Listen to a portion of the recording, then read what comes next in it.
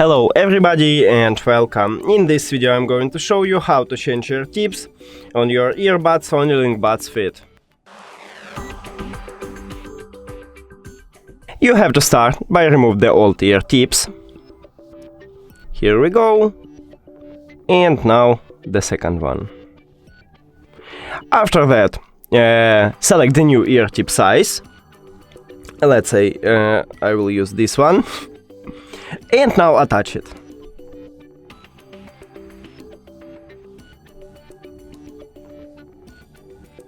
Here we go. Yes, it's good. And the second one. And we did it!